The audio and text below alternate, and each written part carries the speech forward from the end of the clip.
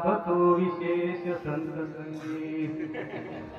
पूर्व पुण्य जरी होती सानुकूळ अंतराय मूळ नुपजे तिथे.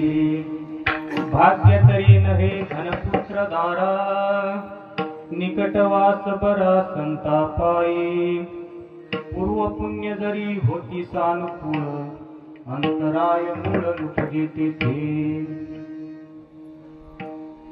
तुका म्हणे हेची करावी मिरासी बळे संतापासी द्यावा जीव.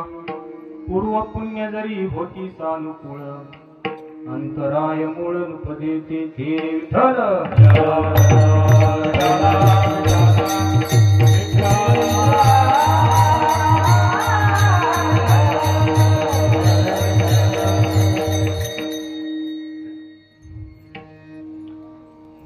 गुरुर्ब्रह्मा गुरुर्विष्णू गुरुदेव महेश्वरा गुरु साक्षात परब्रह्म तस्मै श्री गुरुवे नमः.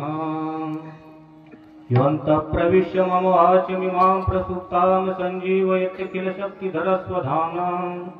अन्यश्चरण श्रवणत्वगादिं प्राणान् नमो भगवते पुरुषाय तुभ्यम्. जन्माद्यस्य यतोऽन्वयादितरतश्चार्थेष्वभिन्नस्वराट् तेने ब्रह्मरुताय आदिकवये मुह्यन्ति यत्सूरयः.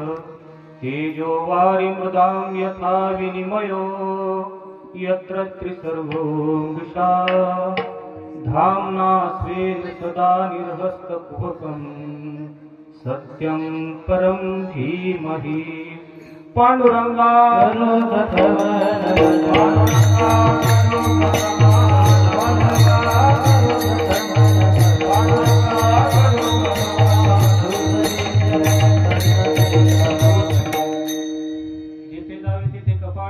लाभतो विशेष संत संगे.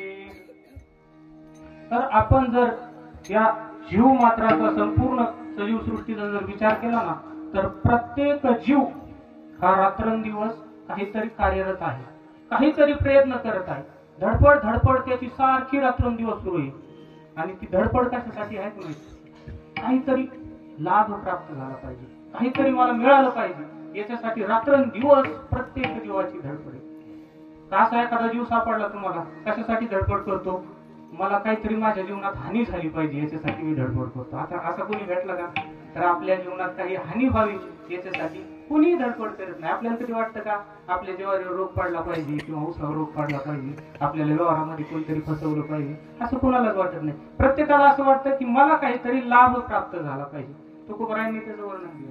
लाभाची असोसे पुढे चाले म्हणा धनाचा कृपणा लोभ जैसा. म्हणजे एखाद्या कृपण म्हणजे चंगूस मनुष्याला जसा धनाचा लोभ असतो ना तसा आपलं मन आहे ना हे सतत कुठल्या ना कुठल्या तरी लाभासाठी सतत भटकत असतं.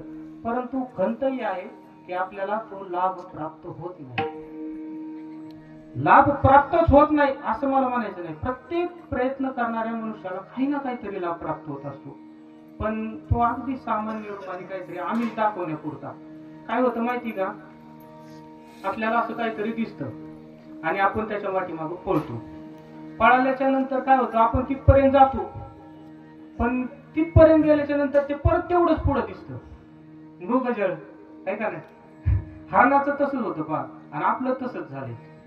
आपण पळतोय पण आपल्याला ते काय लाभ प्राप्त होत नाही. तर म्हणजे लाभ म्हणजे काय? नेमकं लाभ प्राप्त होणं म्हणजे काय?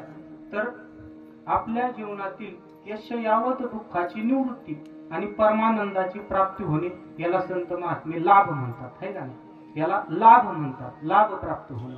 आणि प्रत्येक जीवाची तीच धडपड असते की माझ्या जीवनातलं सगळंच्या सगळं दुःख हे कायमचं नष्ट झालं पाहिजे आणि मला अविनाशी अशा सुखाची प्राप्ती झाली पाहिजे. कधीही न संपणार असं सुख मला कायमचं प्राप्त झालं पाहिजे अशी प्रत्येकाची इच्छा आहे का नाही? प्रत्येकाला वाटतं की मला कधीच न संपणार असं सुख प्राप्त झालं पाहिजे. पण होतं का? नाही ना होत. आहे का नाही? आपण सहज समजा समजा रस्त्याने चाललेलो आहे, आपल्याला तिकडून एखादं कुत्रं येताना दिसलं आणि आपण त्याच्याकडे पाहून नुसतं असं खाली वाकलं ते काय करतं? आपल्यापासून लांब पळून जातं. का पळत असेल बरं ते लांब? का पळत असेल? त्याला दुःख नको. ते लगेच अनुमान लावतं ज्या अर्थी हा खाली वाकलाय त्या अर्थी हा त्याच्या बचकत मावून एवढा दगड उचलणार आहे आता आणि तो आपल्या दिशेने फेकणार आहे. आणि यदा कदाचित जर तो बरगडीत बसला तर मग फोकत बसल्याशिवाय पर्याय नाही, हे का नाही. असं अनुमान केला होतो कोण कुत्र, हे का नाही, ते सुद्धा अनुमान लावतो बरं का. आणि ते लांब पळून जातं आपल्यापासून. आणि तेच कुत्र समजा ओळखीचंही नाही, ते आपल्या ओळखीचं नाही, पळखीचं नाही, काय नाही ते कुत्र, आणि त्याला आपण भाकरी दाखवली, हे का नाही, ते असं शिफ्टी आलं होतं. काय ओळख नसते आपली, कधी पाहिलेलं बी नसते त्या कुत्र्याला आपण, पण ती भाकरी जर दाखवली ना असं शिफ्टी आलं होतं ना आपल्याकडे, तर का बरं, त्याला तुमच्याकडून सुखाची अपेक्षा आहे का नाही. म्हणजे प्रत्येक जीवाला दुःख नको आहे, सुख पाहिजे. शास्त्रकारांनी त्याचं वर्णन केलेलं आहे. इह जगती सर्वैव जंतु मम निरतिशयम उत्तमम सुखमस्तु इति स्पृहा कुर्वन्ति आणि तथोपगातम विशेषम दुःखम उपरमतु इति स्पृहा कुर्वन्ति, है का नाही. म्हणजे माझ्या जीवनातील यच्छयावत दुःख, है का नाही, निरतिशयम दुःखम म्हणजे उपरमतु आणि निरतिशयम सुखम, है का नाही, म्हणजे प्राप्त व्हावं. मला या जीवनात निरतिशय म्हणजे कधीही न संपणार उत्तम अशा प्रकारचं सुख मला प्राप्त व्हावं आणि माझ्या जीवनातलं यच्छयावत जे काही दुःख आहे ते कायमचं नष्ट व्हावं, अशी प्रत्येक जीवाची इच्छा आहे. बरं, आता सुख म्हणजे काय, दुःख म्हणजे काय, नेमकं काय वानगडी, सुख काय आहे, दुःख काय आहे, ठीक आहे ना. याचं तर आपल्याला काहीतरी माहिती पाहिजे ना. सुख कशाला म्हणायचं, शास्त्रकारांनी त्याचं व्याख्या केलेली, सर्वेषाम अनुकूल वेदनीयम सुखम, म्हणजे सर्वांना जे हवं वाटतं, असावं वाटतं त्याला म्हणायचं सुख. आणि सर्वेषाम काय, सर्वेषाम अनुकूल वेदनीयम सुखम आणि सर्वेषाम प्रतिकूल वेदनीयम दुःखम, म्हणजे प्रत्येकाला जे नको वाटतं त्याला म्हणायचं दुःख. पण भानगड अशी झाली, हे जे सुख दुःखाच्या व्याख्या आहेत ना याची अतिव्याप्ती होऊ लागली पहा. कारण सर्वांना जे असावं वाटतं त्याला सुख जर म्हटलं तर अवघड होईल. आता ही बिना लग्नाची जी पोरं आहेत त्यांना वाटतं बायको असावा, नाही का. पण बायको म्हणजे सुख आहे का, बायको म्हणजे सुख आहे का, नाही म्हणते तर काय काहीच नाही. बायको म्हणजे सुख आहे का, तरी नाहीच म्हणते. बायको म्हणजे सुख नाही. बरं, बायको म्हणजे सुख आहे का, हो मला ना लगेच सांगतो. बरं, किती जणांचं म्हणणं आहे की बाबा बायको म्हणजे दुःख आहे, हात वर करा बरं. नका करू, नका करू, तुमच्या भावना पोहोचल्या माझ्याकडे, पण तुम्ही जर हात वर केला तर भाकरी भेटणार नाही तुमच्या. भावना पोहोचल्या, बायको सुख देत नाही, हे का नाही, म्हणजे पण असावं वाटते का नाही, हे का नाही. अहो माझा अनुभव सांगतो, आता मी काय संसारी नाही, पण आजपर्यंत महाराज तुम्ही जरा चुकीचंच केलं, लग्न नाही करू असं म्हणणारा एकही माणूस सापडला नाही मला. कुणीच नाही म्हणलं की महाराज तुम्ही जरा ब्रह्मचारी लावून चुकीचंच केलं बरं का, असं म्हणणारा एकही माणूस नाही सापडला. जिती महाराज तुमचं लय बरे हो, लय बरे तुमचं, लय हाल येत आमचे. म्हणजे बायको काय करते, हाल करते, है का, असंच म्हणायचं ना. काय म्हणते काय काय, बायको हाल करते का, म्हणजे बायको जर हाल करत असेल तर सुख देते का, नाही. मग तिथं अतिव्याप्ती व्हायला लागली ना, आहे का नाही. आपल्या लक्षणाची अतिव्याप्ती व्हायला लागली की जर म्हणजे जे असावं वाटतं त्याला जर सर्वांना सुख मानायचं झालं तर मग अतिव्याप्ती व्हायला लागली. बरं, दुःखाचंही तसंच आहे. जे समजा प्रतिकूल वेदनीयम दुःख म्हणजे जे नसावं वाटतं, नको वाटतं त्याला दुःख मानायचं. आता हे काय नाव सार्थक आहे ना, अभ्यास करावा वाटतो काय, नाही वाटत ना, मग ते दुःख झाले का, अभ्यास करणं दुःख झालं का, नाही ना, मग तरी नाही करावं वाटत, नाही का, अतिव्याप्ती झाली का नाही. बरं, शाळेत जावं वाटतं का, नाही वाटत, नाही का, रोज सुट्टी असली पाहिजे. म्हणजे जे नको वाटतं त्याला जर दुःख म्हटलं तर अतिव्याप्ती व्हायला लागली. मग न्यायकार चॅप्टर महाराज त्यांनी जर लक्ष केलं तर ती एवढं सगळी इकडे तिकडे जात नाही. त्याची फुटी म्हणजे इतकी फिट असती की तिला म्हस जरी बांधली तरी ती उपटत नाही, इतकी फिट फुटी असते त्यांची. तर ते म्हणजे न्यायकारांनी हे केलेले, सुखदुःखाचं लक्षण केलेले. इतर इच्छा अनधीन इच्छा विषयत्वम सुखत्वम. आता तुम्हाला मी एकदम समजून सांगणार आहे, पण तुम्ही फक्त बारीक लक्ष देऊन ऐका, कारण मला दुसरं काही येत नाही, तुम्हाला हे ऐकल्याशिवाय पर्याय नाही. त्याच्यामुळे काय करा, थोडं लक्ष देऊन ऐका म्हणजे तुमच्याही लक्षात येईल, नाही का. इतर इच्छा अनधीन इच्छा विषयत्वम सुखत्वम. म्हणजे जो इच्छेचा विषय इतर कुठल्याही इच्छा विषयाच्या अधीन नाही त्याला तुम्ही सुख म्हणा, असं नाही तर म्हणतात. जो इच्छेचा विषय हा इतर कुठल्याही इच्छा विषयाच्या अधीन नाही त्याला तुम्ही सुख म्हणा, असं नाही तर म्हणतात. आता त्याच्यासाठी तुम्हाला थोडं म्हणजे मला एक उदाहरण द्यावं लागेल. बरं का? कल्पना करा तुम्हाला एखादी गाडी घेण्याची इच्छा झाली, हे का नाही? टू व्हीलर म्हणा, फोर व्हीलर म्हणा, कुठली तरी गाडी घेण्याची इच्छा झाली. आता तुम्ही कशासाठी घेता बरं? ते गाडीपासून तुम्हाला काय सुखाची अपेक्षा आहे का? असं एखादा माणूस भेटला तुम्हाला, काय रे गाडी काय घेतली? काय नाही म्हणे, मला घसरून आपटायचं तिच्यावर. असं भेटला का कोणी? नाही ना, हे का नाही? प्रत्येकाला त्या गाडीपासून सुखाची अपेक्षा आहे, हे का नाही? म्हणजे गाडीपासून सुखाची अपेक्षा आहे. म्हणजे गाडीची इच्छा ही सुखाच्या अधीन झाली ना. गाडी हा विषय सुख विषयाच्या अधीन झाला, म्हणजे इतर इच्छा अधीन इच्छा विषय झाला ना तो. पण आपल्याला काय पाहिजे? इतर इच्छा अनधीन इच्छेचा विषय पाहिजे. बरं, आता गाडीचं द्या सोडून, आहे का नाही? गाडी सोडून द्या आणि आता सुखाकडे द्या. आपल्याला सुखाची इच्छा आहे, गाडीची इच्छा आहे कशासाठी? आहे सुखासाठी, आहे का नाही? पण सुखाची जी इच्छा आहे ती कशासाठी सांगा बरं? हे का सांगता काय? सुखाची इच्छा कशासाठी? तर मनुष्याच्या जीवनामध्ये ना सुखाच्या पुढे असं प्राप्तव्य स्थान दुसरं काहीच नाही. आपलं ते स्वरूप आहे आणि ते अंतिम ध्येय आपलं सुख. त्याच्यामुळं सुख हे इतर इच्छा अनधीन इच्छेचा विषय, ते कुठल्याच इच्छेच्या अधीन येत नाही. इतर इच्छा अनधीन इच्छेचा विषय काय झाला? सुख झाला. कारण सुखाच्या पुढे अशी कुठली इच्छा माणसाची शिल्लकच राहत नाही की ते म्हणजे सुख त्याच्या अधीन होईल, अशी पुढे इच्छाच नाही. सुख कशासाठी? सुखासाठी. गाडी जशी सुखासाठी तसं सुख कशासाठी? सुखासाठी. म्हणजे इतर इच्छा अनधीन इच्छा विषयत्वम सुखत्वम. हे लक्षण दुसरं कुठंच जाऊ शकत नाही सुखाशिवाय. विठ्ठल विठ्ठल. आता दुःखाचं इतर द्वेषानधीन द्वेष विषयत्वम दुःखत्वम. म्हणजे जो द्वेषाचा विषय इतर कुठल्याही द्वेष विषयाच्या अधीन नाही त्याला तुम्ही दुःख म्हणा. आता याच्यासाठी पण एक उदाहरण देतो. आता समजा, कल्पना करा तुमच्या घरामध्ये एखादा साप निघाला, आहे का नाही? साप निघाला की तुम्ही लगेच काठी घेता की त्याला मारायसाठी धावता. काय होते? काय पाप केले असतं? तुमचा काय बांध कोरला का? काय केले? काय केले? काय ते तुम्ही त्याला म्हणजे दिसला तीच लगेच काठी घेऊन लागतं त्याच्या मागे त्याला मारण्यासाठी. तुमच्या सामर्थ्य नसलं तर 2-4 लोक जमा करता पण त्याला मारता, आहे का नाही? का मारता बरं? कारण साप चावल्यानंतर दुःख होतं.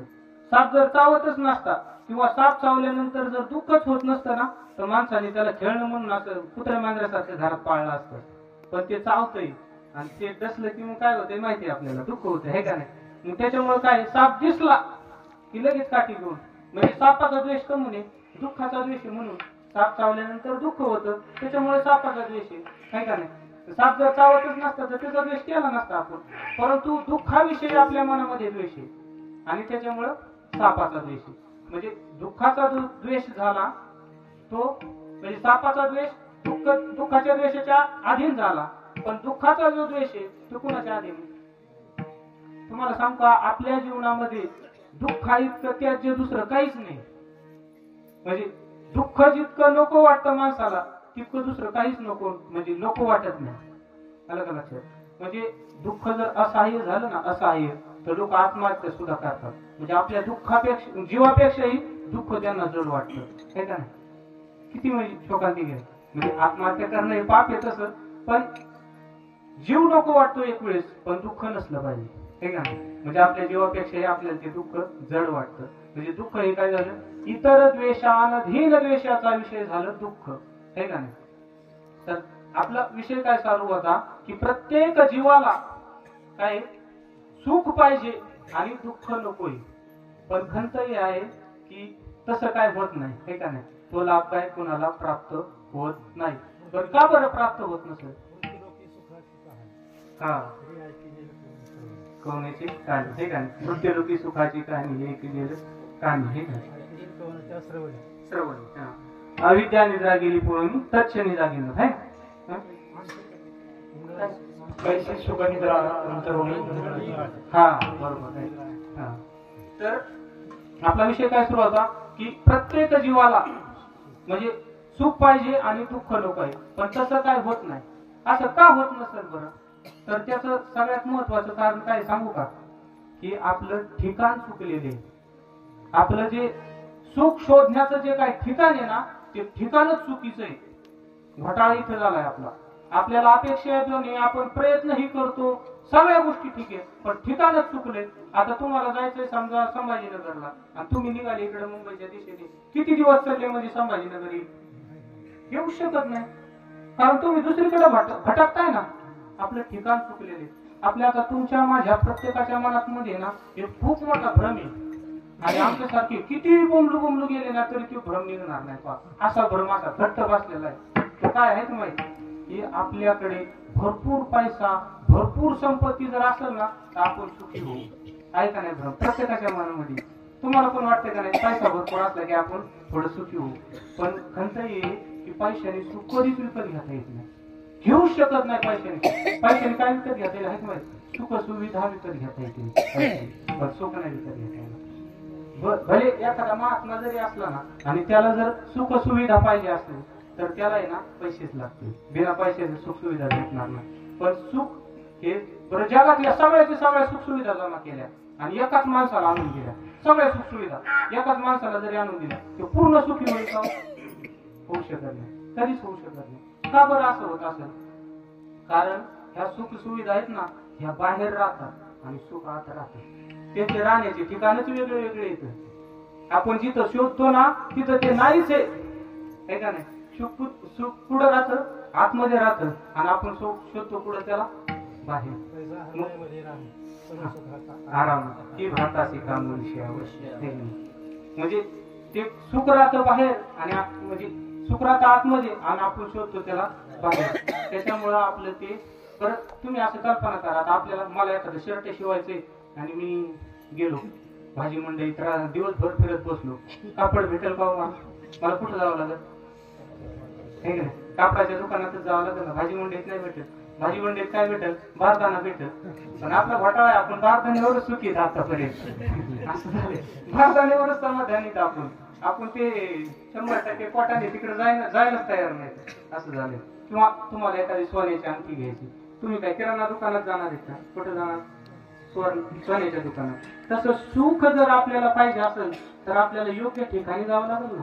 सुख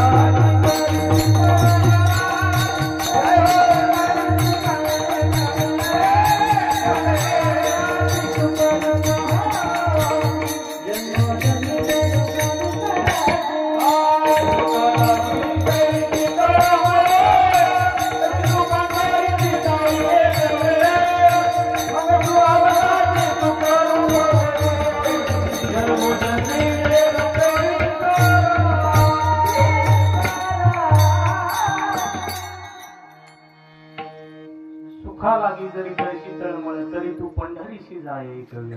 त्यांनी सांगितलं पंढरीला जा, पण कसं आहे माहिती का, पंढरीला जाण्यासाठी अधिकार लागतो अगोदर.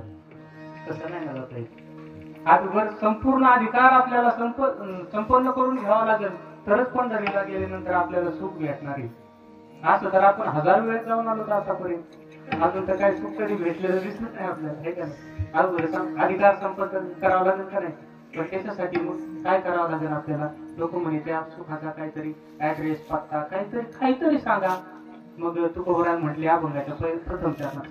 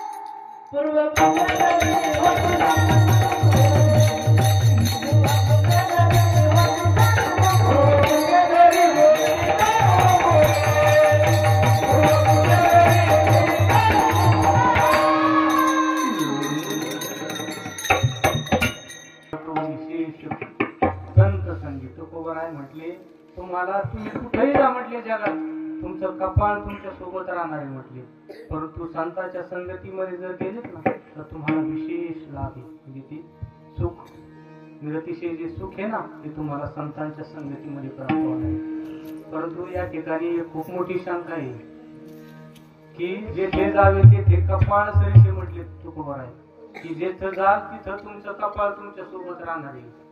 आता मला सांगा, मी तरी अजून बिना कपाळाचा माणूस पुढे पाहिला, तुम्ही पाहिला का? मी नाही पाहिला अजून बिना कपाळाचा माणूस. बरं असं कधी झालंय का की तुम्ही येताना कपाळच घरी विसरून राहिलं, असं होतं का कधी? किंवा येता येता एखाद्याचं गळून पडलं, असं कधी झालंय का? नाही ना. म्हणजे परत तुम्ही असा चपट्या नाकाचा म्हणा, बिना कानाचा, बिना डोळ्याचा असा माणूस पाहिला असेल, पण बिना कपाळाचा माणूस पाहिला का कोणी? बिना कपाळाचा माणूस नसतोच, नाही का नाही? मग तुकोबराई इथं कसं काय असं? म्हणजे जर कपाळ हा शरीराचा अविभाज्य घटक आहे, त्याला शरीरापासून कधीच वेगळं करता येणार नाही, शक्यच नाही गोष्ट. मग तुकोबराईने तर चुकीचं कसं काय म्हणजे केलं काय नाही का नाही? जेथे जावे तेथे कपाळ सरशी, कपाळच तुमच्या सोबत राहिलं नाही का नाही? मी असं कसं काय बोलले? तर या ठिकाणी लक्षणा करावं लागतील, नाही का नाही? लक्षणा. तर शास्त्रकारांनी लक्षणेचे 3 प्रकार केलेले आहेत: जहद लक्षणा, अजहद लक्षणा आणि जहद लक्षणा. आता जहद लक्षणा कशाला म्हणायचं? तर वाच्यार्थाचा त्याग करून लक्षार्थाचं ग्रहण करणं म्हणजे जहद लक्षणा. आता ही वाच्यार्थ म्हणजे काय आणि लक्षार्थ म्हणजे काय, हे का नाही? सगळं असं चाललंय ना, पण सगळं सांगणार आहे. वाच्यार्थ कशाला म्हणायचं आहे का माहिती? जे बोललं जातं त्याला म्हणायचं वाच्य, जे तोंडाने बोललं जातं त्याला म्हणायचं वाच्य, आणि त्याच्यातून जो सरळ सरळ अर्थबोध होतो त्याला म्हणायचं वाच्यार्थ. किती सोपं आहे. जे बोललं जातं ते वाच्य आणि त्यातून जो सरळ सरळ अर्थबोध होतो आपल्याला त्याला म्हणायचं वाच्यार्थ. बरं, लक्षार्थ म्हणजे काय? तर ज्या वाक्यामधून सरळ सरळ अर्थबोध होत नाही, ज्या वाक्यामधून सरळ सरळ अर्थबोध होत नाही त्या वाक्याला अनुलक्षून त्याची लक्षणा करून एक तात्पर्य अर्थ काढला जातो, त्याला म्हणायचं लक्षार्थ. ज्या वाक्यामधून सरळ सरळ अर्थबोध होत नाही त्या वाक्याला अनुलक्षून त्याचं तात्पर्य अर्थ काढून जो काही अर्थ केला जातो त्याला म्हणायचं लक्षार्थ. म्हणजे ज्या वाक्यामध्ये वाच्यार्थाचा त्याग करून लक्षार्थाचं ग्रहण केलं जातं त्याला काय म्हणा? जहद लक्षणा. त्याच्यासाठी शास्त्रकारांनी म्हणजे हे दिलेले उदाहरण काय? गंगायाम घोष, म्हणजे गंगेवर गवळ्याचा वाडा आहे का नाही? गंगेवर गवळ्याचा वाडा आहे. गंगा शब्दाचा शास्त्रकारांनी काय अर्थ केला आहे तुम्ही? भगीरथ रथ खाचा व छिन्न जलप्रवाह म्हणजे गंगा. भगीरथ रथ खाचा व छिन्न जलप्रवाह म्हणजे गंगा. आता तुम्ही पहा, शेतातून बैलगाडी चालली की त्याची 2 चाकं अशी उठत आहेत का नाही, हे का नाही? तसं भगीरथ राजाने ज्यावेळेस स्वर्गामध्ये गेला पितराचा उद्धार करण्यासाठी गंगा त्यांनी पृथ्वीवर आणली, त्यावेळेस भगीरथ राजाचा रथ असा समोर चालायचा आणि त्याच्या पाठीमागं गंगा चालायची, पण तिला एक कक्षा करून गेलेली होती. ते 2 जे चाक आहेत ना त्याच्या बाहेर जायचं नाही. म्हणजे भगीरथ त्याच्या रथाचे जे काही खाचा होत्या त्या खाचाच्या अवच्छिन्न मध्ये असलेला जो काही जलप्रवाह आहे त्याला तुम्ही गंगा म्हणा. आता मला सांगा, त्या गंगेवर गवळ्याचा वाडा राहू शकतो का? प्रवाहावर गंगेचा वाडा राहू शकतो का? मी म्हटलं तुम्हाला गंगेवर गवळ्याचा वाडा आहे, तुम्ही त्याचा काय अर्थ घेत आहेत माहित? गंगेच्या किनारी गवळ्याचा वाडा आहे असा तुम्ही अर्थ घेता ना त्याचा, का प्रवाहावर जाता पाहिला? त्याचा अर्थ तुम्ही काय घेतला की गंगेच्या किनारी गवळ्याचा वाडा आहे. मी सांगितलं तुम्हाला गंगेवर जा, तिथं गवळ्याचा वाडा आहे. तुम्ही कुठे जाणार? किनाऱ्यावर जाणार का? पाण्यात जाऊन पाण्यात खाली घेऊन आहे काय हो? असं काही तुम्ही करत नाही. म्हणजे यालाच काय म्हणायचं? वाच्यार्थ. जे बोललं गेलेलं ते सोडून दिलं, पण लक्षार्थ म्हणजे प्रवाह रूपी गंगेचा त्याग केला आणि किनारा रूपी गंगेचं ग्रहण केलं, आहे का नाही? म्हणजे वाच्यार्थाचा त्याग करून लक्षार्थाचं जे ग्रहण केलं जातं त्याला म्हणा जहद लक्षणा. दुसरी आहे अजहद लक्षणा. अजहद लक्षणा कशाला म्हणायचं? तर वाच्यार्थासहित लक्षार्थासहित ग्रहण करावं लागतं. वाच्यार्थ तर घ्यायचाच, पण त्याच्यासोबत लक्षार्थही जोडावा लागतो, तर मग जहद लक्षण अजहद लक्षणा होती. त्याच्यासाठी शास्त्रकारांनी उदाहरण देते, श्वेतो धावती. म्हणजे काय होतं का, एक असं मोठं मैदान होतं, त्याच्यात भरपूर घोडे चढत होते. काही पिवळे, काही म्हणजे तांबडे, काही काळे, काही पांढरे, असे भरपूर घोडे होते. आणि त्यातला एक घोडा असा सायरा पळू लागला इकडे तिकडे असं इकडे, आणि एका माणसाने वाक्य विचारलं, अरे पांढरा धावतो म्हणे, पांढरा धावतो. आता मग पांढरा कलर धावतो का? तुम्ही त्याच्या सोबत लगेच घोड्याचं ग्रहण करता का नाही? पांढरा धावतो म्हणजे पांढरा घोडा धावतो, म्हणजे घोडा तुम्ही त्याने उच्चारलंय का घोडा? त्याने फक्त काय म्हटलं, ते पांढरा धावतोय, हे का नाही? मग तुम्ही काय केलं की पांढरा घोडा धावतोय याचं ज्ञान झालं तुम्हाला. म्हणजे त्याचं वाच्य काय आहे? पांढरा धावतो, पण वाच्यासह तुम्ही लक्ष जोडलं काय? घोडा. म्हणजे वाच्यार्थाचा त्याग न करता लक्षार्थाचं ग्रहण, याला काय म्हणायचं? अजिहद लक्षण. लक्षात येते का सगळ्यांच्या? चाललंय सांगा, बंद करतो दुसरं सांगायला सुरुवात करतो, काय आपल्याला भरपूर आहे. आणि तिसरं आहे जहदाजहद लक्षण. म्हणजे जहदाजहद लक्षणेचा असं आहे की त्यात काही भागाचा त्याग करावा लागतो आणि काही भागाचं ग्रहण करावं लागतं. जहदाजहद म्हणजे काही भाग सोडून द्यायचा आणि काही भागाचं फक्त ग्रहण करायचं, त्याला भाग त्याग लक्षण असंही म्हणतात. त्याच्यासाठी शास्त्रकारांनी एक उदाहरण दिलेलं आहे, स्वयं देवदत्त, आहे का नाही?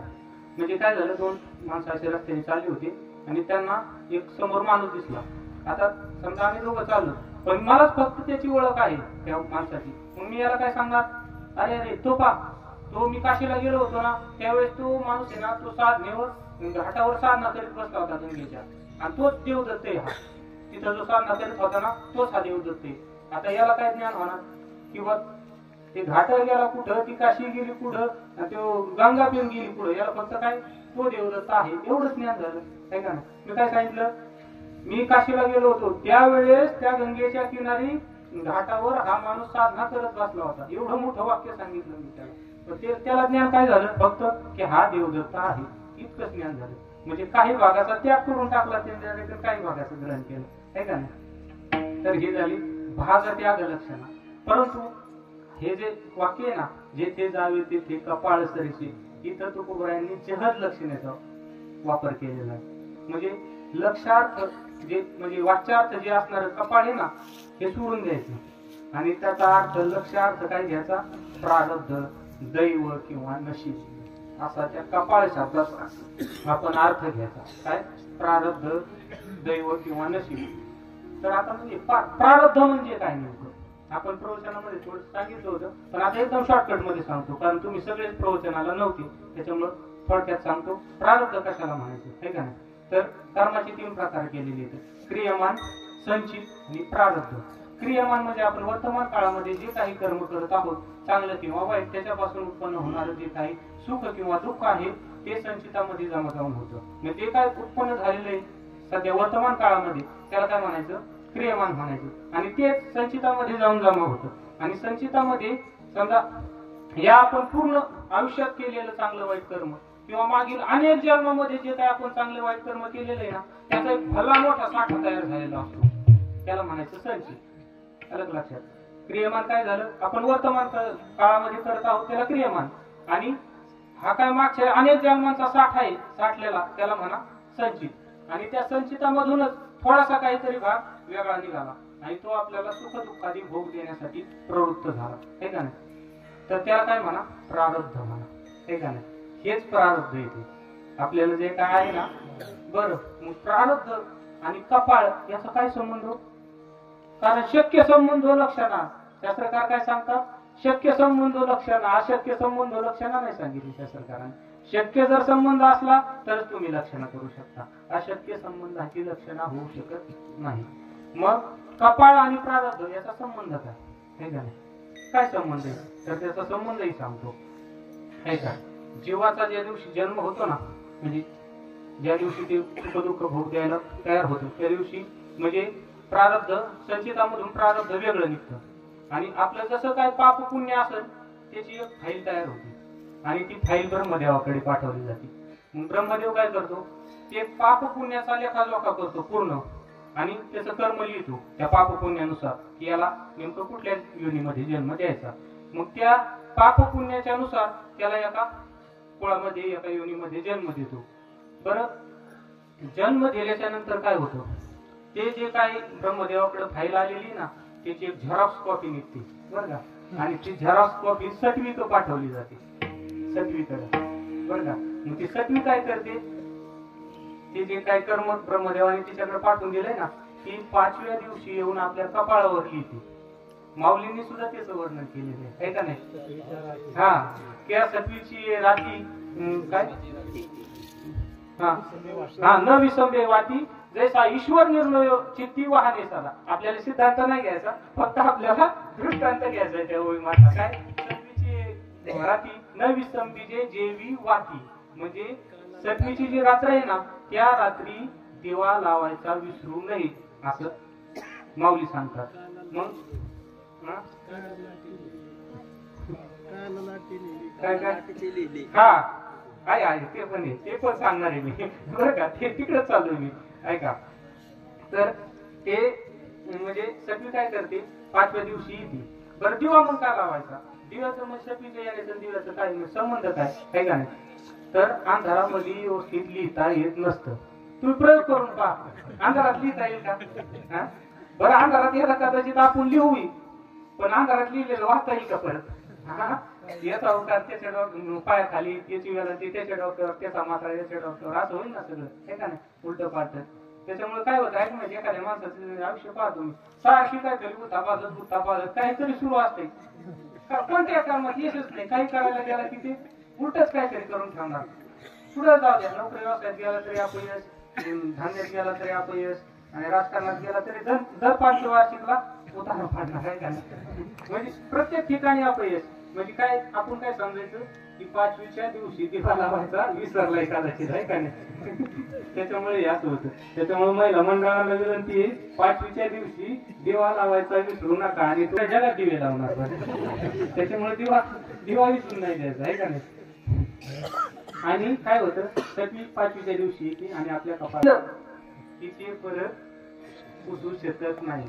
काल लाटीचे लिहिले ते न चुकेला काही केले, काळे गोरे पण फिटले धुतले फिटवून येते आहे का नाही. माऊली सांगतात काल लाटीचे लिहिले, म्हणजे एकदा त्या सटवीने कपाळावर लिहिलं की ते कुणीच पुसू शकत नाही.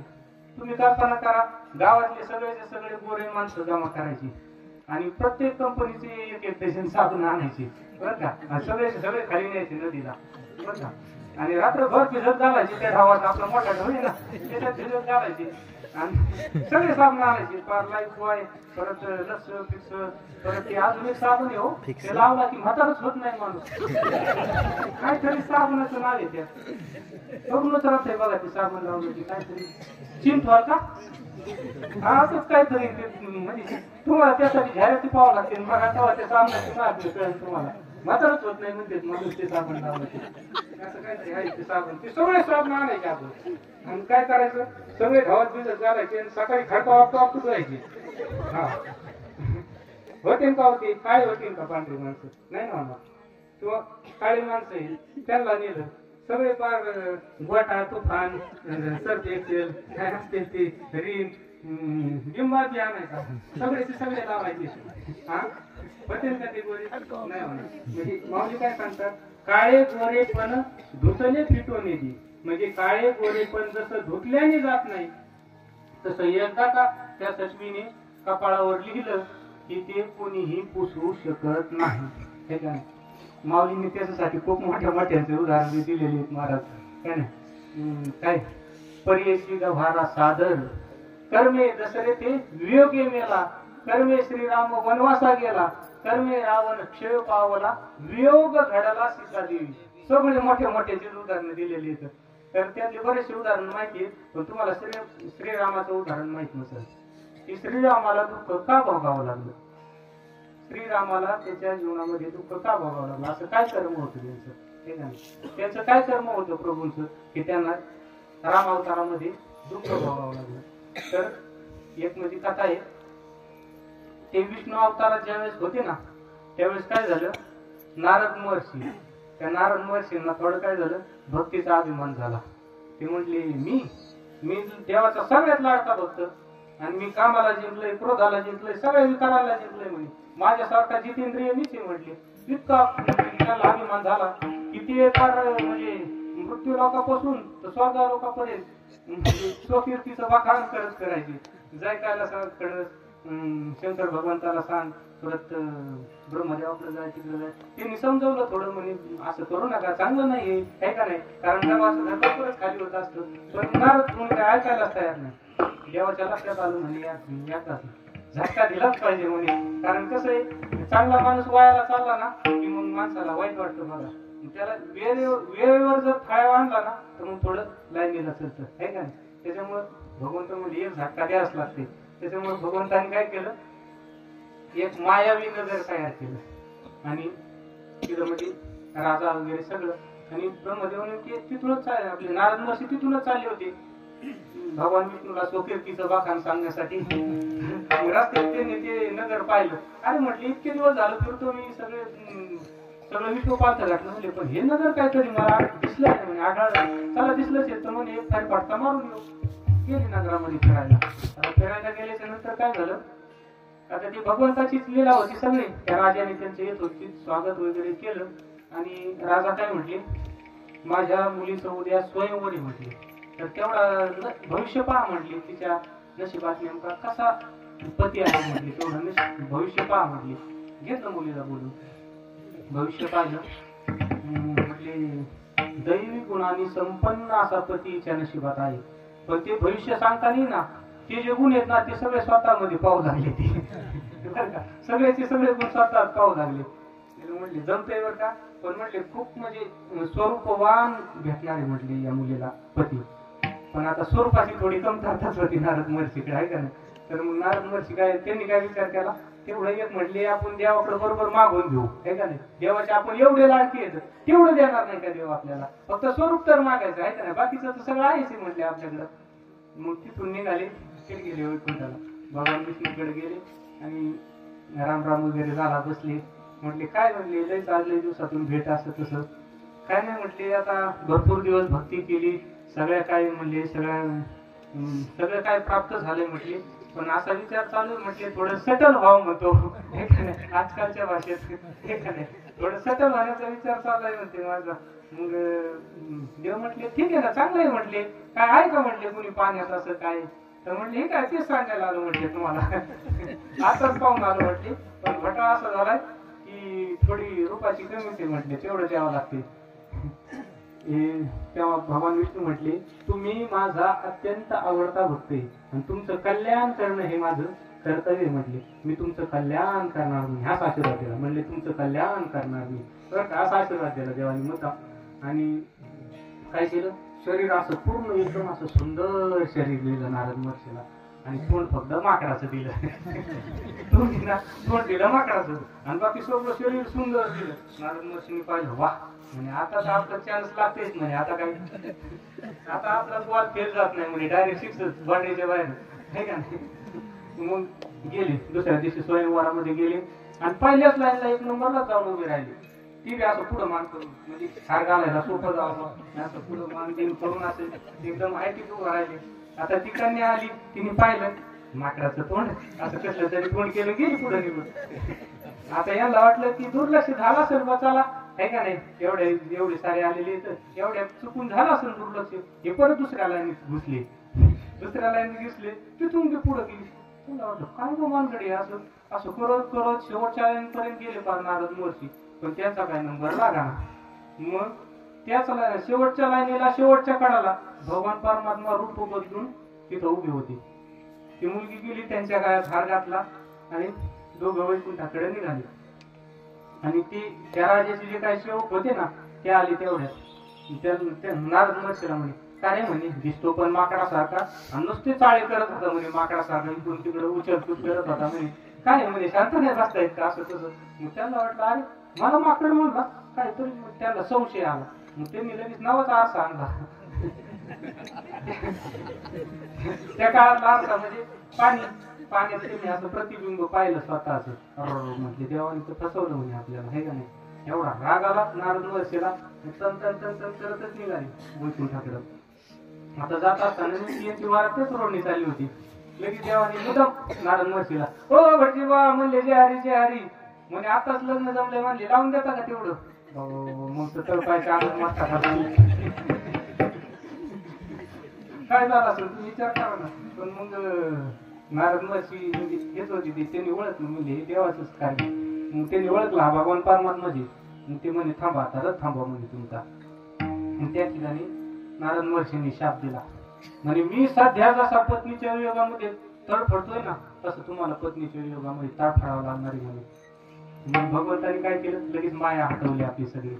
नारद महर्षी पाहतायचं नगर नाही, मुलगी नाही, कोणीच नाही.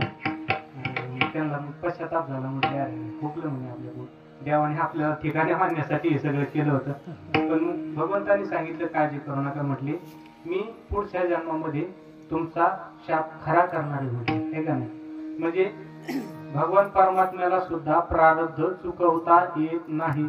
हा आपल्या एवढी मोठी कथा सांगण्याचा आपला मुद्दा काय होता की भगवान परमात्म्याला सुद्धा म्हणजे स्वतःच प्रारब्ध चुकवता येत नाही. भगवान शंकराच्याही जीवनात एक प्रसंग आहे असा, पण मग टाइम जाईन आपला किती राहिला ते कळा नाही मला. टाइम आहे ना, काय अडचण नाही, चल 1 वाजेपर्यंत आहे का.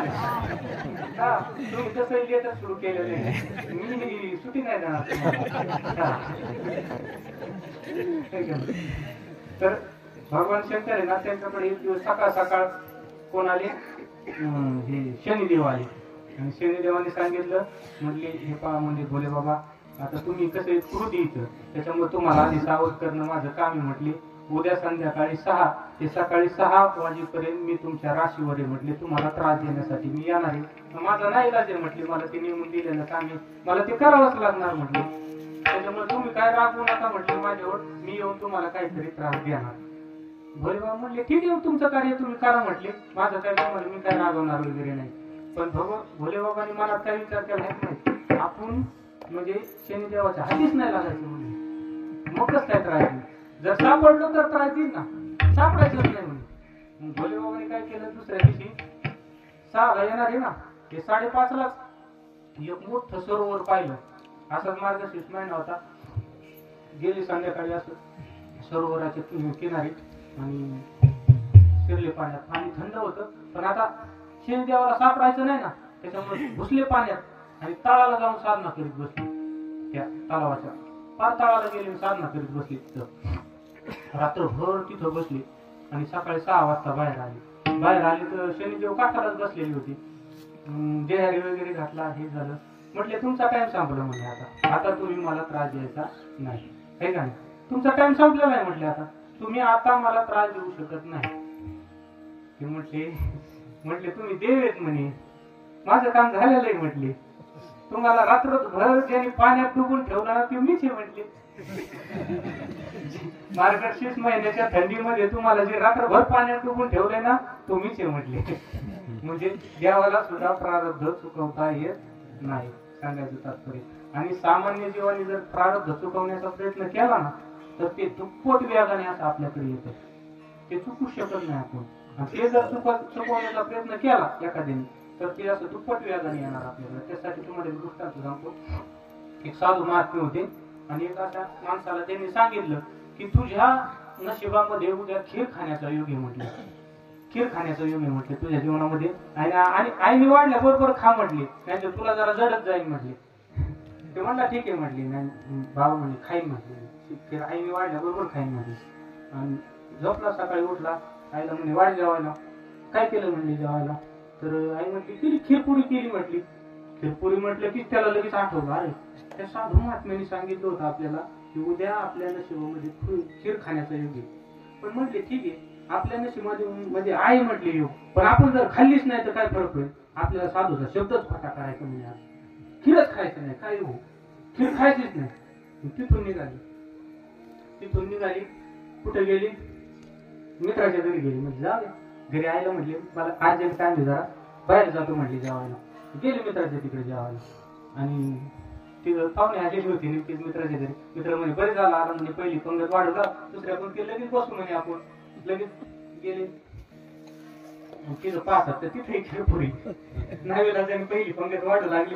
मी तर म्हटली चला आता बसू म्हटली, काय म्हणे काय आता बोलला असेल म्हणे, आता जेवण आलो म्हणे, म्हणजे खोटं बोलला. आणि एक लक्षात ठेवा बरं का, आपल्याला भूक असताना जर आपण एखाद्याला खोटं बोललो ना त्या दिवशी दिवसभर जेवण भेटत नाही बरं का, हे लक्षात ठेवा तुम्ही. आणि जर नसेल विश्वास ना तुम्हाला एखाद्या दिवशी प्रयोग करून पहा, तुम्हाला भूक आहे आणि तुम्ही जर एखाद्याला जेवायला नको जर म्हटले ना तर त्या दिवशी तुम्हाला जेवणच भेटणार नाही. असं म्हणजे आहेच ते. हो, त्याच्यामुळं ते काय झालं, मग तिथूनही निघाला. त्याला वाटलं चला आपलं बहिणीला बरेच दिवस झाले भेटलो नाही, बहिणीकडे जाऊन म्हणजे भेटायला, तिकडे जेवण वगैरे करता येईल. तिथून निघाला. 12 वाजली होती, कावळी कोकायला लागली होती, पण आता काय करणार, खीर खायची नाही.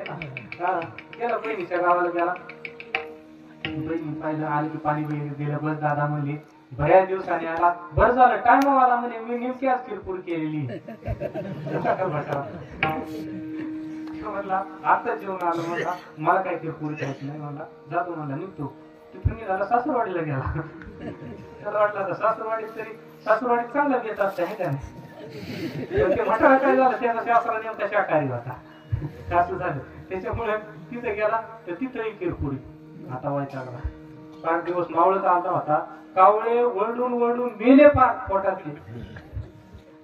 6 वाजता तिथून निघाला महाराज, परत निघाला गावाकडे. म्हणला चला आता सकाळची खीरपुरी तर नक्कीच संपली असेल. म्हणला आता काय करायचं, म्हटला घरी आईने दुसरं काहीतरी जेवण बनवलं असेल, घरी जाऊनच जेवू. म्हणला आता जेवायचं नाही. नीट निघाला. वाटतच त्याला दिवस मावळा, अंधार पडला. आता त्याला वाटलं एवढ्या रात्रीचं पुढे प्रवास करता येते, मी एका झाडावर मुक्काम करायचा ठरवला. चढला, झाडावर चढला, वर गेला. वर एका झाड फांदी पाहिली, त्याच्यावर झोपला. झाली काय गंमत, शेजारच्या गावामध्ये चोरट्यांनी चोरी केली आणि ते द्रव्य घेऊन आली. तर त्यांनी येताना काय केलं, त्याला भूक लागली होती, एक पातेलं पण उचलून आणलं आणि ते नेमकं खिरीचं पातेलं होतं. त्यांनी आली आणि नेमकी हे ज्या झाडावर झोपलाय ना त्याच झाडाखाली बसली चोर. आता याच्या गडबडीने त्याला जाग आली. आल्यावर झाडाची पानं आल्यावर त्यांना वाटलं काहीतरी सावळ लागली, त्यांना वाटलं कोणतरी आली, ते सगळं तिथे टाकून पळाले. आता पळाल्यावर हे खाली उतरला. त्याला वाटलं पातेलं म्हणल्यावर नक्की काहीतरी खिचडी शिजलेली असणार पहा याच्यात, गरम गरम मस्त. आता आपण ताव मारू म्हणला. आला खाली, झाकण काढलं, पाहत होतो खीर मूळच गेला त्याचा. परत झाकून ठेवलं, वर चढायला लागला. तेवढ्या ती छोटल आंबून पाहतच होती ती, कोण येते काय करते. ती लगेच आली की धरला त्याला. म्हणले काय इथं काय करतो. त्यांनी सांगितलं मी चाललो होतो असंच म्हणे वाट्याने, मला जायला उशीर झाला त्याच्यामुळं थांबलो म्हणला मुक्कामाला. चोर बिचारी साथी होते. ते म्हणते ठीक आहे मग उपाशी असतील म्हणे तू, चल म्हणे आमच्या सोबत जेवण कर. नाही म्हटले, खीर सोडून दुसरं काही द्या म्हणे, खीर खाणार नाही फक्त. अरे म्हटले तुला आवडत नसत पण थोडी खा म्हटली. नाही म्हटले, खीर खाऊ शकत नाही म्हटले, खीर सोडून दुसरं काही द्या.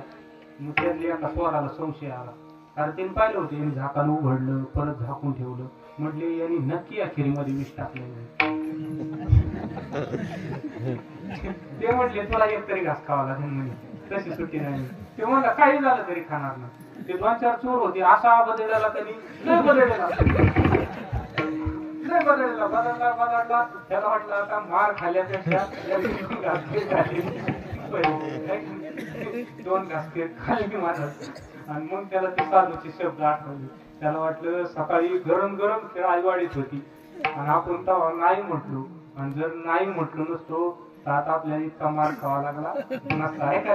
म्हणजे जबरदस्तीने प्रारब्ध बदलता येत नाही हे मला सांगायचं फक्त. सामान्य माणूस हा जबरदस्तीने आपलं स्वतःच प्रारब्ध बदलू शकत नाही का. परंतु असं जरी असेल ना तरी संतांच्या जर आपण सहवासामध्ये गेलो ना तर ते प्रारब्धही बदलू शकतात आणि आपल्याला लाभही प्राप्त करून देऊ शकतात. हे सामर्थ्य संतांमध्ये आहे का नाही. लाभही प्राप्त करून देऊ शकतात आणि ते म्हणजे प्रारब्धही बदलू शकतात. तर संतांच्या जर संगतीमध्ये गेलो ना आपण तर संतांच्या संगतीमध्ये आपल्याला 2 प्रकारचे लाभ आहेत. व्यावहारिकही लाभ आहे आणि पारमार्थिकही लाभ आहे. व्यावहारिक लाभ कसा आहे, व्यावहारिकही लाभ आहे. संतांच्या संगतीमध्ये गेलं फक्त पारमार्थिकच लाभ भेटायला असं काही नाही, तुम्हाला व्यावहारिकही लाभ संतांच्या संगतीमध्ये भेटतो. पण व्यावहारिक लाभ कसा भेटतो तर त्याच्यासाठी उदाहरण सांगतो तुम्हाला. एक सार्वभौम राजा होता, म्हणजे खूप म्हणजे मोठा राजा होता आणि प्रजाही सुखी होती, राजाही बिचारा सात्विक होता. परंतु झालं काय की त्याचा म्हणजे सगळ्या मुलीच होत्या, त्याला मुलगाच होत नव्हता. मग त्यांनी राणीला एक दिवस सांगितलं, म्हटलं हे बघ आता तुला शेवटचा चान्स म्हटली, ह्या वेळेस जर तुला मुलगी झाली तर म्हणजे तुला मी घटस्फोटच देणारी म्हणे, मी म्हटलं दुसरं लग्न करीन म्हणे. आता राणीला चिंता पडली आहे का नाही. आता ते बिचारीच्या काय हातात होतं का, ठीक आहे. पण मग आता काय झालं, कर्मधर्म संयोगाने तिला परतही मुलगीच झाली. आता मुलगी झाल्यानंतर ती दासी थोडी हुशार होती. त्या दासीने काय केलं, राजाला जाऊन सांगितलं. राजेसाहेब म्हणजे मुलगा झालेला आहे म्हटले तुम्हाला, पण गोष्ट अशी आहे की तुम्हाला 10 वर्ष त्या मुलाचं तोंड पाहता येणार नाही. राजा म्हणला झालाय दैवयोगाने, नाही पाहायचं तोंड म्हणे 10 वर्ष. काय ठीक आहे म्हटली, नाही पाहायचं तोंड.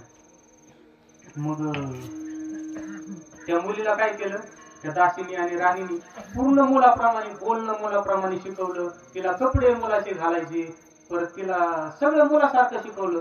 म्हणजे युद्धकला शिकवली, घोडेस्वारी शिकवली, सगळं काही मुलासारखं शिकवलं. आणि ती मुलगी ज्यावेळी 10 वर्षाची झाली ना, पूर्वीच्या काळी लवकर लग्न व्हायचे, त्या मुलीचं त्या राजाने काय केलं, दुसऱ्या राजाच्या मुलीशी लग्न लावून दिलं. लग्न लावून दिलं, लग्न वगैरे झालं. आणि ती मुलगी ज्यावेळेस थोडी मोठी झाली ना, त्यावेळेस तिच्या लक्षात आलं की आपल्यासोबत धोका झालेला आहे. म्हटली आपण मुलगी आहे, पण यांनी आपल्याला सगळं मुलासारखं सांभाळलेलं आहे. तिच्या ते लक्षात आलं. आणि तिला वाटलं हे एक ना एक दिवस उघडं पडणार. आता हे का नाही, एक ना एक दिवस हे उघडं पडणार आणि आपली फजिती होणार आणि आपल्या वडिलांचाही अपमान होणार. आणि हे पाहण्याचं काय सामर्थ्य आपल्यात नाही म्हटली. मग तिने काय केलं, आत्महत्या करण्याचा निर्णय घेतला, देहत्यागाचा निर्णय घेतला.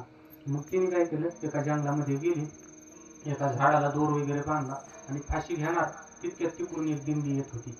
त्या दिंडीमध्ये माऊली ज्ञानोबा होते. तर मग ती गेली, ज्ञानोबांचे पाय धरले.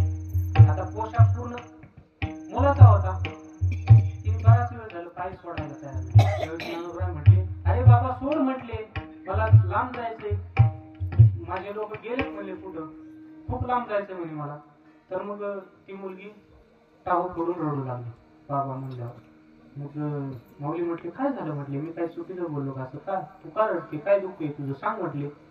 तर ती म्हटली तुम्ही मला बाबा म्हटली, हेच माझं दुःख आहे म्हटली.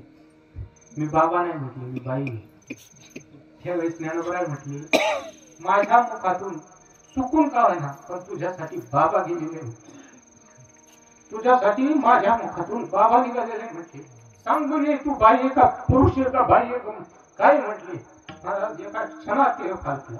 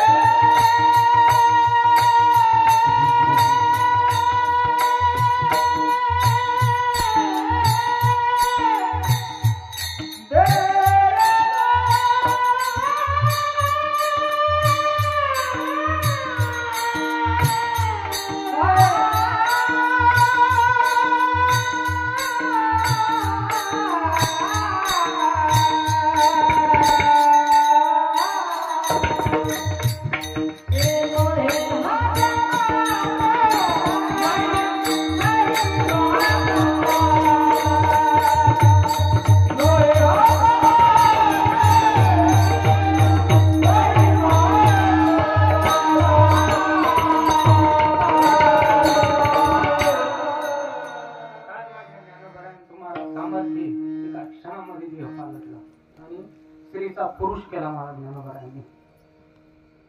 ज्ञानोबरायांनी त्याच अभंगामध्ये शेवटच्या चरणामध्ये म्हणजे अजून वर्णन केलेलं आहे. जी ही निळा म्हणे जी ही प्रेते जीवविली वरदे उपजविली बाळे स्त्रिया. ठीक आहे. म्हणजे ज्ञानोबरायांनी आता सच्चिदानंद बाबाचं उदाहरण तर सगळ्यांनाच माहिती आहे, ते सांगून काय मी वेळ घेणार नाही. पण वरदे उपजविली बाळे स्त्रिया काय झालं महाराज, एका गावामध्ये एक पाटील होता, खूप म्हणजे धार्मिक माणूस होता आणि संपन्नता होती, खूप श्रीमंत होता, पण मुलबाळ अजिबात नव्हतं, मुलबाळच नव्हतं. एक वेळेस काय झालं, नारद महर्षी सहज फिरत फिरत त्या गावातून चालले होते. आता त्या पाटलाचा नियम होता की कोणी जर साधू महात्मा गावामध्ये आला तर त्याला घरी घेऊन जायचं, जीव खाऊ घालायचं, आदर सत्कार करायचा. त्यांनी नारद महर्षींना घरी घेऊन गेलं, जीव खाऊ घातलं, बसवलं, आदर सत्कार केला आणि निघायच्या वेळेस म्हटली तेवढं नशीब सांगा म्हटले, माझ्या नशिबामध्ये मूल बाळ आहे किंवा नाही. त्यावेळेस नारद महर्षींनी त्याचं भविष्य पाहिलं. भविष्य पाहिल्यानंतर नारद महर्षी म्हटले, पाटील बाबा असे म्हटले, तुम्ही आता नाराज होऊ नका, पण तुमच्या ह्याच जन्मात नाही म्हटले, पुढच्या 7 जन्मामध्ये तुम्हाला संतती सुख नाही म्हटले. पाटलाला वाईट वाटलं महाराज. पाटील म्हटले जाऊ द्या, नसेल प्रारब्धामध्ये तर त्याला कोण बदलणार आहे, धार्मिक होता विचारा. नारद महर्षी निघून गेले. कालांतराने त्या गावामध्ये एक म्हणजे दिव्य महात्मा आला, हे का नाही, आत्मज्ञानी महात्मा आला आणि तो रस्त्यानेच म्हणत चालला होता, 1 रोटी देंगे तो 1 बच्चा होगा, 2 रोटी देंगे तो 2 बच्चे होतील. आता ते पाटलींबाईने ते शब्द ऐकले, तिने काय केलं, 4-5 भाकरी उचलल्या टोपल्यातल्या, भाजी घेतली, चटणी घेतली, लोणचं पापड सगळं घेतलं आणि धावतच गेली त्या साधू महात्म्याकडे. त्याला आणि वगैरे सगळं घेऊन गेली, त्याला जीव घातलं. जुन्या काळचा साधू होता महाराज, 5च्या 5 भाकरी हाणल्या साधूनी आणि साधूनी म्हणजे कल्याण होईल म्हणून असा आशीर्वाद देऊन साधू निघून गेला. महाराज काही दिवसामध्ये वर्षाच्या आत मुलं झाले. 1 झालं, 2 झालं, 3 झालं, 4 झालं, 5 मुलं झाली. 5 मुलं झाली. परत कालांतराने काही दिवसानंतर नारद महर्षी पुन्हा त्याच रस्त्याने चालली होती. पण जात असताना झालं काय, त्यांना त्या वाड्यातून मुलाच्या रडण्याचा आवाज आला.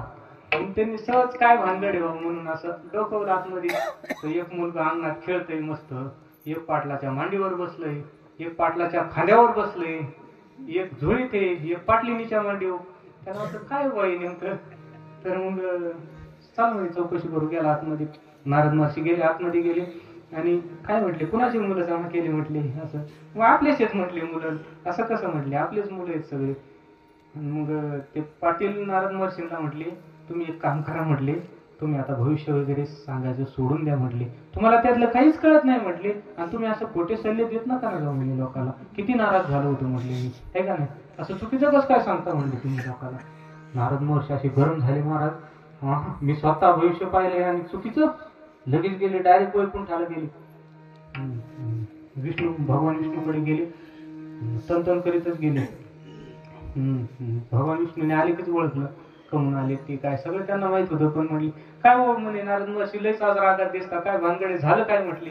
काय नाही म्हटले, काय सांगू नका, आमच्या काय दुकानं बंद पाडायचे का म्हणे तुम्हाला, लोक आम्हाला मधुकरी देते ते बी बंद करायचे का म्हणे तुम्हाला आता. आमचं बोलणं तुम्ही साक्षात खोटं केलं म्हटले. त्या माणसाच्या 7 जन्मात मुलं म्हणे त्यांच्या प्रारब्धामध्ये नव्हते, त्याला मुलं दिले कसं काय म्हटले. ते म्हटले ते मुलं मी दिलेले नाहीत म्हटले, हे का नाही, पण त्यांना ज्यांनी आशीर्वाद दिलाय ना, तो आशीर्वाद खोटा करण्याचं सामर्थ्य माझ्यात पण नाही म्हटले. आलं लक्षात, त्यांना ज्यांनी आशीर्वाद दिलाय त्यांचा आशीर्वाद खोटा करण्याचं सामर्थ्य माझ्यात नाही म्हटले. त्याच्यामुळे त्यांना ती मुलं द्यावं लागली. पण नारद महर्षी म्हटले, कुठंतरी खड्डा भरल्याशिवाय कुठंतरी भर टाकता येत नसती म्हटली. हे मुलं नेमके आहेत कुणाचे, तुम्ही त्यांना मुलं दिलीत, पण हे कुणाचे तरी घेतले असणार म्हणे तुम्हाला, कारण त्यांच्या तर नशिबात नव्हते ना. तुम्ही कल्पना करा, एखाद्या ठिकाणी आपलं भर टाकायचे तर कुठंतरी खड्डा घ्यावा लागेल का नाही, मग ते कुणाचे घेतले म्हटले. तर म्हटले तसं नाही म्हटले, त्यांच्या 7 जन्मामध्ये जरी मुलं नव्हती तरी त्यांच्या 8व्या जन्मामध्ये त्यांना 7 मुलं होणार होती म्हटले. त्यातलेच 5 आहेत म्हटले, आता त्यांना 8व्या जन्मामध्ये 2च होणार म्हटले, आहे का नाही. तर तिकडलेच इकडे टाकलेत म्हणजे दुसरं काय नाही केलं, दुसऱ्याची काय घेतलेली नाही म्हटले, आहे का नाही. म्हणजे प्रारब्ध बदलण्याचं सामर्थ्य संत महात्म्यामध्ये आहे का नाही, मला सांगायचं होतं. परंतु असं जरी असलं ना तरी हे झालं व्यावहारिक, आहे का नाही. व्यावहारिक म्हणजे लाभ झाला, हा व्यावहारिक लाभ भेटूनही आपल्या जीवनामध्ये जास्त काही फायदा होत नाही महाराज, आहे का नाही. काय फायदा होणार आहे? आपल्याला आयुष्य भेटलं किंवा काय अजून काय भेटलं, काय लाभ काय होणार आहे? परंतु दुसरा जो आहे ना परमार्थिक लाभ, हा खूप महत्वाचा आहे. संतांच्या संगतीमध्ये परमार्थिक लाभ भेटतो आणि तो खूप महत्वाचा लाभ आहे. आणि तोच लाभ प्राप्त करून घेण्यासाठी प्रत्येक माणसाने संतांच्या संगतीमध्ये गेले पाहिजे. पण ह्या परमार्थिक लाभाचे सुद्धा परत दोन प्रकार पडतात बरं का. एक साधनात्मक लाभ आणि एक साध्यात्मक लाभ. एक काय साधनात्मक लाभ. आता साधनात्मक लाभ कशाला म्हणायचं की आत्मप्राप्तीचं जे काही नियत साधन आहे ते साधन प्राप्त होणं म्हणजे साधनात्मक लाभ आहे का. तोही संतांच्या संगतीमध्ये प्राप्त होतो. तर आत्मप्राप्तीचं नियत साधन काय आहे? तर आत्मप्राप्तीचं साधन आहे विवेक.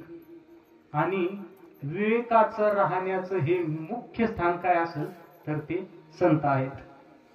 काल बाबांनी कोवी सांगितली होती पहा काय, चंद्र तेथे चंद्रिका, शंभू तेथे अंबिका आणि संत तेथे विवेका असणे किती.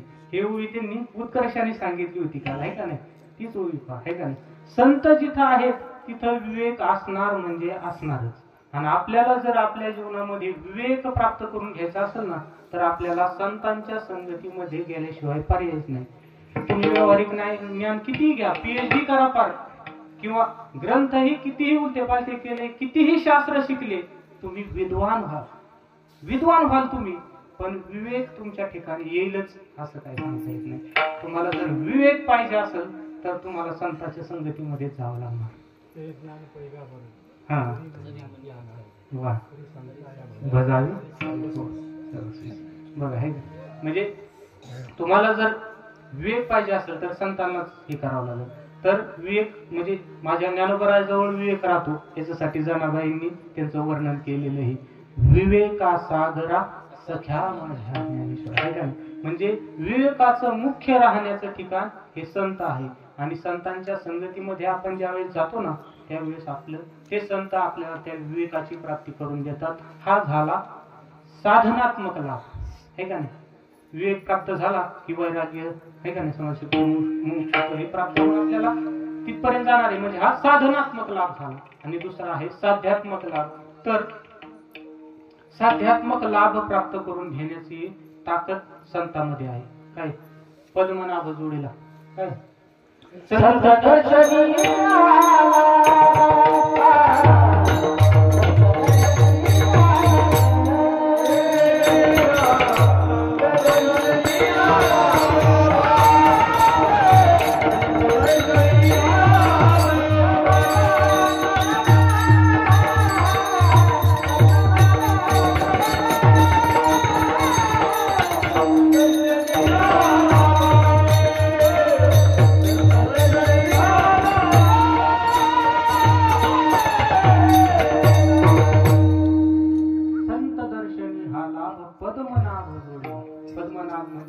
सुख स्वरूप असणारा भगवान परमात्मा त्याची प्राप्ती करून देण्याचं सामर्थ्य हे संतांमध्ये आहे. बरं ठीक आहे म्हटले संतांमध्ये ते सामर्थ्य आहे. पण संतांची संगती कशाने भेटेल आहे का नाही. ठीक आहे म्हटले संतांकडे जाऊया आम्ही आणि संत समजा कृपा करते सगळं ठीक आहे, पण संतांची संगती कशाने भेटेल.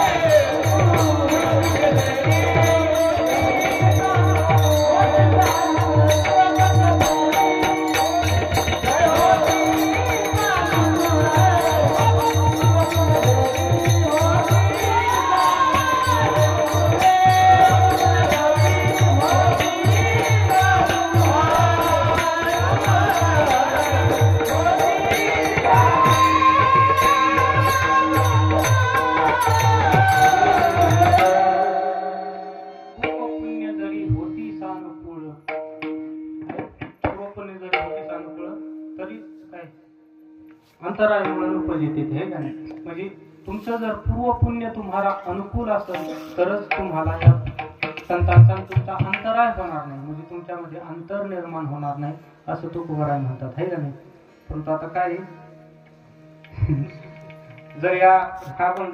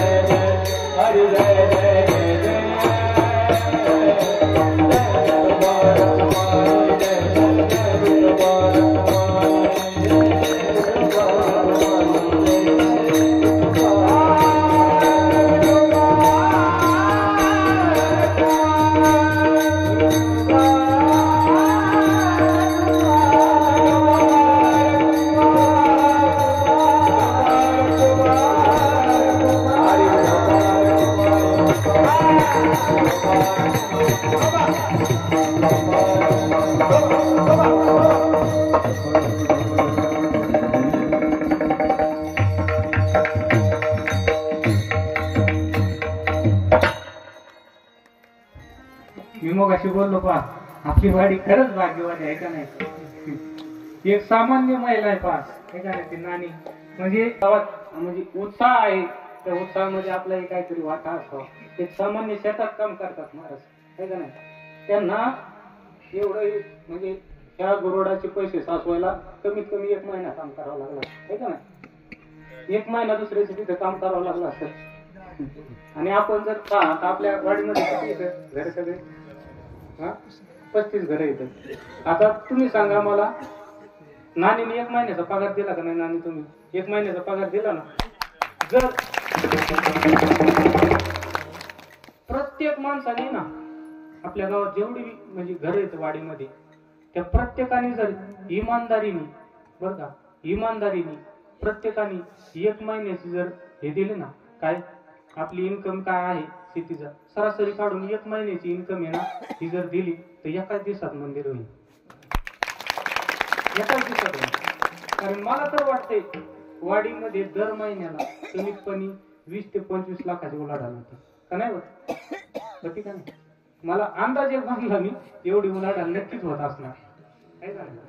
मग नानी जर 1 महिन्याची देऊ शकते आहे का नाही, वर्षातलं 1 महिन्याचं दिलं का नाही नानीनी, मग सगळ्यांनी जर फक्त 1च महिन्याचं दिलं तर होईल का नाही एका दिवसात मंदिर.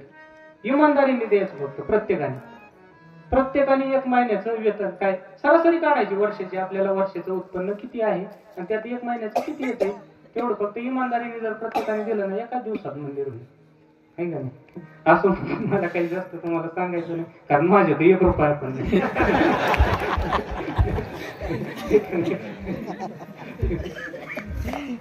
पूर्व पुण्य जरी होती सानुकूळ, अंतराय मूळ नुपजेते ते. तुकोबाराय सांगतात, तुमचं पुण्य जर सानुकूळ असेल तर तुमच्यामध्ये संतांमध्ये अंतराय निर्माण होणार नाही. आता ही सानुकूळ पुण्य काय नेमकं आहे का नाही. सानुकूळ पुण्य तर आपण थोडं आता धावतं घेऊ बरं का. संपलाय पूर्ण ठीक आहे. 59 झाली. आता 1 मिनिटात लाईट जाणार आहे हे पण मला माहिती आहे का नाही. तर सानुकूळ पुण्य काय. सानुकूळ पुण्य तर पुण्य 2 प्रकारचे पहा, एक प्रतिकूल पुण्य आणि एक अनुकूल पुण्य. 2 पुण्य आहेत. दोन्ही पुण्यच आहेत, पण एक प्रतिकूल पुण्य आहे आणि एक अनुकूल पुण्य आहे. आता हे थोडं धावतं सांगतो. प्रतिकूल पुण्य हे आपल्याला संतांच्या सेवेनेच भेटतं किंवा परमात्म्याच्या सेवेनेच भेटतं प्रतिकूल पुण्य सुद्धा. पण ती सेवा जर आपण सकाम भावनेने केली ना तर ते प्रतिकूल पुण्य उत्पन्न होतं. पण तीच सेवा जर आपण निष्काम भावनेने केली तर मग ते अनुकूल पुण्य होतं. आता सकाम निष्काम त्याचा विस्तार करण्याला एवढा वेळ नाही माझ्याकडे, पण ते प्रवचनामध्ये मी थोडस सांगितलं होतं आहे का नाही. जर निष्काम भावनेने जर तुम्ही परमात्म्याची म्हणा साधू संतांची सेवा केली तर त्यामधून जे काय पुण्य उत्पन्न होणार आहे ना ते अनुकूल पुण्य. आणि ते पुण्य जर तुमच्याकडे असेल तर तुमच्यामध्ये आणि संतांमध्ये अंतराय निर्माण होणार नाही. म्हणजे तुमच्यामध्ये असं आता आश्रमात असताना मला आठवते स्वामीजी काय करायचे माहित, एखादा विद्यार्थी जर न सांगता आश्रमातून निघून गेले ना तर स्वामीजी म्हणायचे जाऊ दे रे त्याचं पुण्य संपलंय म्हणायचे का नाही, जाऊ दे म्हणायचं तिचे पुण्य संपलंय. म्हणजे याचा अर्थ काय झाला की जर आपलं पुण्य प्रतिकूल असेल किंवा जर पापाधिक वाढलं ना तर संतांमध्ये आणि आपल्यामध्ये अंतराय निर्माण होणार म्हणजे होणारच हे का नाही. जर आपल्याला वाटत पूर्व पुण्य जरी होती सानुकूळ अंतरायमुळे नको येते तर अनुकूल पुण्य जर असेल तर संतांमध्ये आणि आपल्यात अंतर निर्माण होणार नाही. सुदाम्याचं पहा आपण, सुदाम्याला जे पुण्य होतं ना त्यांच्याकडे दोन्ही प्रकारचं पुण्य होतं. त्यांचं प्रतिकूल पुण्याचं फळ काय आहे का माहित, त्यांचं प्रतिकूल पुण्याचं फळ हे आहे की त्यांना सोन्याची नगरी भेटली, हे त्यांचं प्रतिकूल पुण्याचं फळ आहे. आणि त्यांचं अनुकूल पुण्याचं फळ काय आहे का माहित, त्यांना मोक्ष भेटला, हे त्यांचं अनुकूल पुण्याचं फळ आहे. तसंच विभीषणाला जी लंका भेटली ती त्याचं प्रतिकूल पुण्याचं फळ आहे. आणि अनुकूल पुण्याचं फळ काय आहे, त्यांना प्रभू रामचंद्राची संगती भेटली, हे त्याच्या अनुकूल पुण्याचं फळ आहे हे का नाही. म्हणजे तुम्हाला जर प्रतिकूल पुण्य जर तुमचं असेल तर तुम्हाला व्यवहारामधलं काहीतरी भेटणार, आणि जर तुमचं तेच पुण्य जर अनुकूल असेल तर मात्र तुम्हाला साधूची संगती किंवा त्या परमात्म्याची प्राप्ती सुद्धा होऊ शकते हे का नाही. त्याच्यामुळं आपण जमेल तेवढं अनुकूल पुण्य करण्याचा प्रयत्न करायचा आहे का नाही. तर एक जण म्हटलं संतांच्या संगतीतच कशाला गेलं पाहिजे म्हणले आहे का नाही. भाग्य जर लाभ प्राप्त करून घ्यायचा आपल्याला तर संतांच्या संगतीतच कशाला गेलं पाहिजे म्हणले आहे का नाही. तिसरं चरण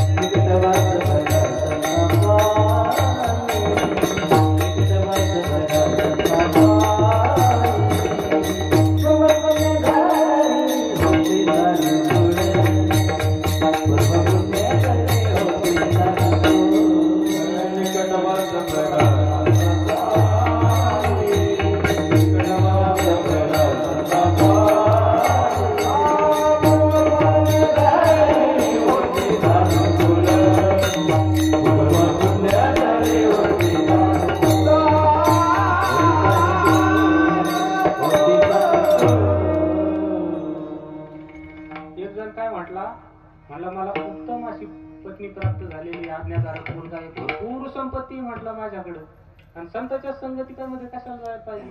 त्यावेळेस तुकोबाराय म्हटले ते खरं आहे का, खरं भाग्य नाही म्हटले ते हे का नाही, ते खरं नाही. कारण का हे पत्नी मुलगा धन हे सगळं नाशिवंत आहे, मायावी हे सगळं आहे का नाही, ते नाश पावणार आहे. आणि जे जे नाशिवंत असतं ते दुःख देतं, हा शास्त्राचा सिद्धांत आहे का नाही. आता त्याचा विस्तार करायला वेळच नाही माझ्याकडे. आता ते कसं आहे मध्ये तुटल्याला जोडताच येत नाही बघा मला, ते असं लाईन विसरलं ना मग माझी येते असं येते. त्याच्यामुळे आता धावत घ्यावं लागणार आहे आपल्याला.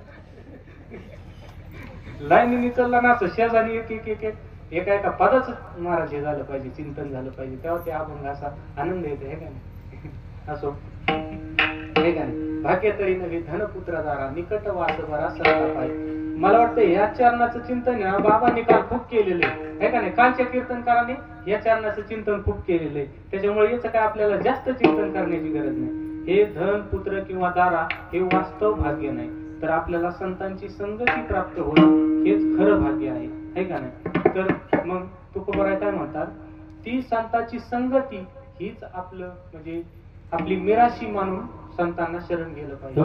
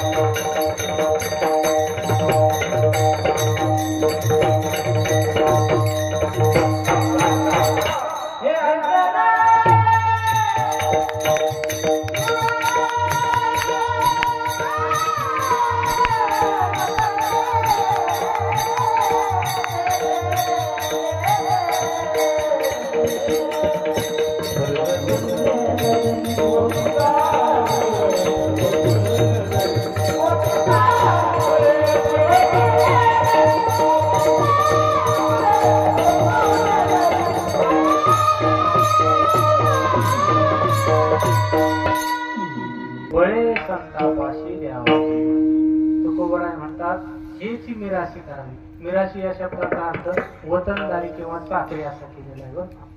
तर आता ती कशी मिळवायची किंवा त्याच्यासाठी काय काय करावं लागतं किंवा जीव कसा द्यायचा संताच्या म्हणजे बळ कुठलं वापरायचं हा खूप मोठा विस्तार आहे. आता इतकं काही आपल्या सैन्यात होणार नाही पण एकच प्रमाण देतो आणि संपवतो.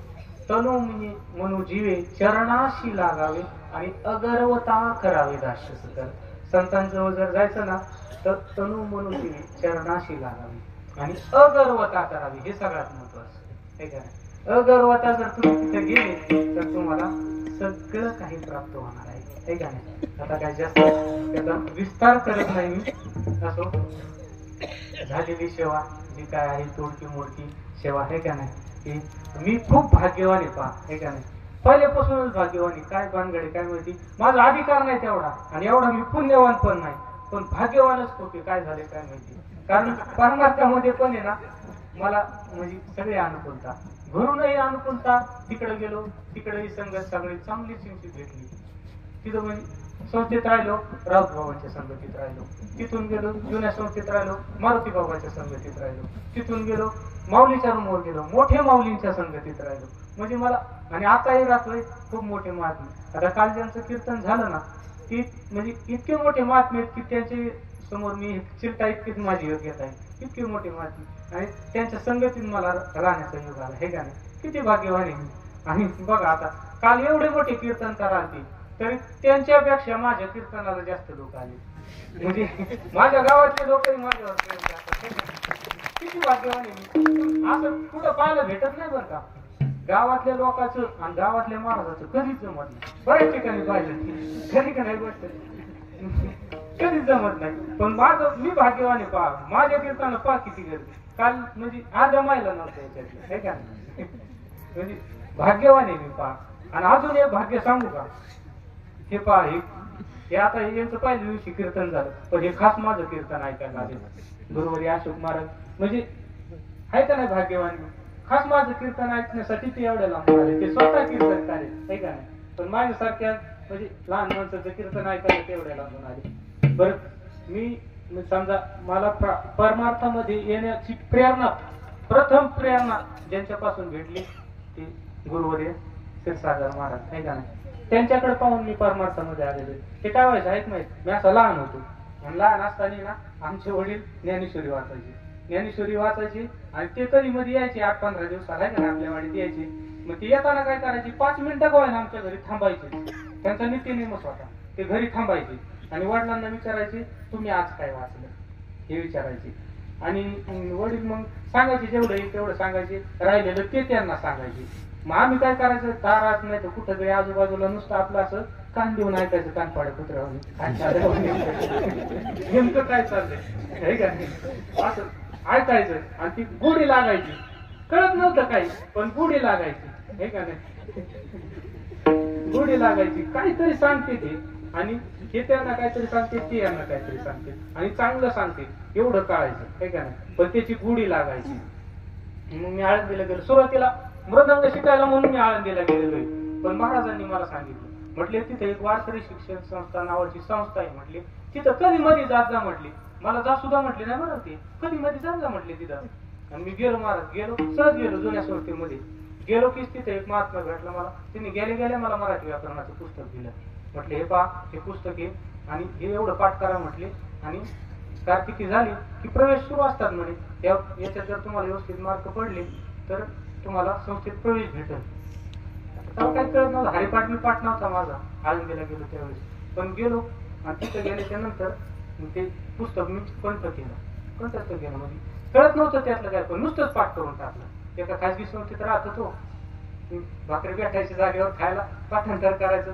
ते क्लास ते महाराज असे भेटले होते, ते महिन्या क्लासच घेत नव्हते, त्याच्यामुळे आमच्याकडे काय मग टाइम होता, आम्ही शाळेत बी जात नव्हतो. बाकी सगळे मुलं शाळेत जाणार आहे, आम्ही एकटेच तिथं. मग जाती राहणार दळून घेऊन हे काम आमच्याकडे. मग आम्ही उरलेल्या वेळेत ते पाठांतर करून टाकलं. आणि मग पुढं कार्तिकी झाल्यानंतर संस्थेची परीक्षा असते, हे का नाही, मराठी व्याकरणाची परीक्षा. ती परीक्षा आम्ही दिली, पण योगायोगाने काय झालं, 75 मार्काच्या पुढचे नेमके त्या संस्थेने घेतले. म्हणजे 75 मार्क 100 पैकी ज्यांना 75 मार्क पडले त्याच्या पुढचे विद्यार्थी त्यांनी म्हणजे प्रवेश दिला त्यांना. आणि मला योगायोगाने नेमके 75च पडले. का पास. शेवटचा नंबर माझा लागला, बरं का, शेवटचा नंबर लागला. म्हणजे भाग्यवानच मी, काहीच कळत नव्हतं मला, व्याकरण म्हणजे काय हे बी माहित नव्हतं. आता माझं गावाकडलं चरित्र याच्या निम्यापेक्षा जास्त लोकांना माहिती. गावाकडचं माझं जुनं चरित्र निम्यापेक्षा जास्त लोकांना माहिती. मी काय नमुना होत होती, हे का.